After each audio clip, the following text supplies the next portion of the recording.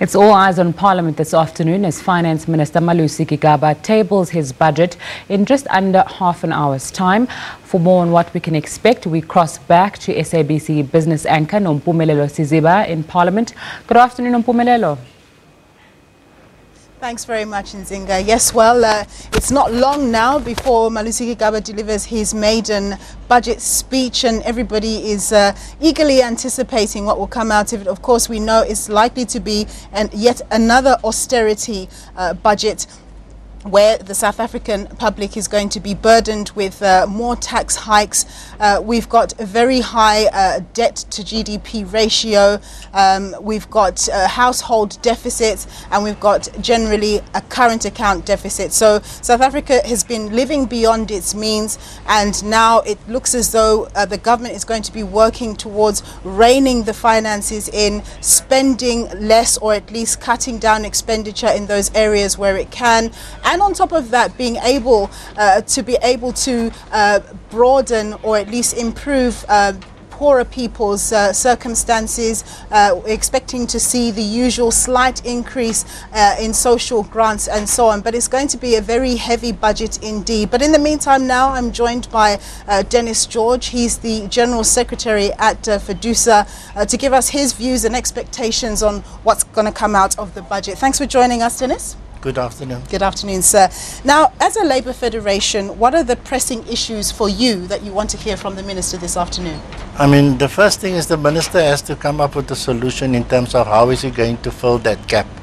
Remember, in the medium-term budget policy statement, he was already predicting last year that we're sitting with a gap of about 50 billion rand. And then on top of that gap, the former president went and promised the students free education. And then the president said in his budget speech that the minister must today give us details. How are we going to deal with those particular issues? So I must say, from my point of view, I think that we're sitting with the most difficult budget since 1994. We've never been in a situation like this, that the gap is so big. And we are afraid, and we need to warn government that Labour is not going to sit back, where we're going to have a situation that the poor are going to be made to pay for the mistakes of the government. And any increase in VAT will be met with rolling mass action, because VAT is a regressive tax. It automatically makes food, it automatically makes things more expensive for the poor. In other words, they now have to pay more for the same product, yesterday's product, for today.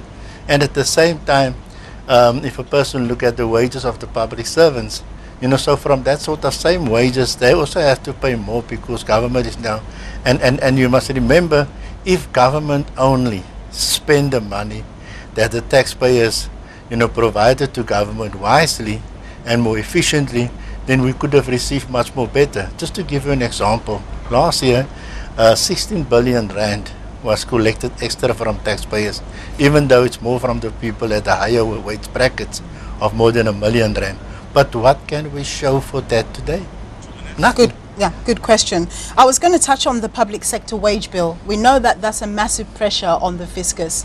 How is it that you and government can work together? Because everybody has to work together. It can't be it's his responsibility or her responsibility. How can you work together to strike some balance in this regard? Yeah, no, look, we can definitely work together with government. I think the president did need to, first of all, speed up the process to reduce the amount of government departments there is.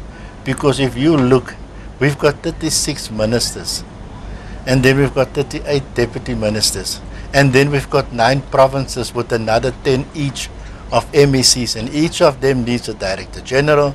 They needed this. And I think if government takes the first step to reduce the amount of ministries, because some of the ministries, it's like wasteful. I mean, to take, for instance, you have a Ministry of Trade and Industry, you have a Ministry of Small Business, you have a Ministry of Minerals. Why don't they put that together?